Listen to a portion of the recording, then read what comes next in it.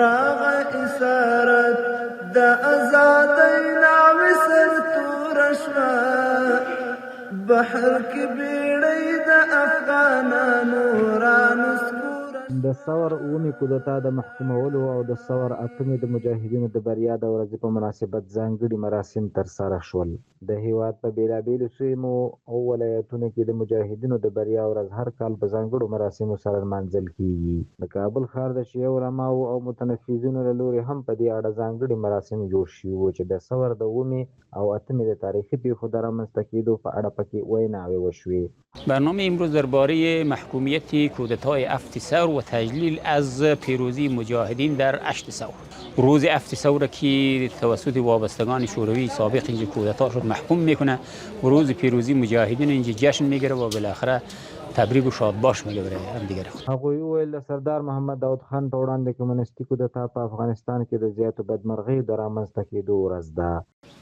در سال 1357 توسط یک تعداد از انسانهای وابسته با اشاره قدرت بزرگ آن روز شوروی سابق حادثه رخ داد که سالهاست رنج این حادثه را میکشید. ویناوالو وویل که څه هم د ثور له اتمې وروسته په هېواد کې کورنۍ جګړې او نورې ستونزې رامنځته شوې، هغه جګړې او بې اتفاقۍ د یو شمېر قدرت غوښتونکو له لوري په هېوادوالو ورتپل شوي او د ثور اتمه د افغانانو د سرښندنو او قربانیو د بریا یوه تاریخي ورځ ده.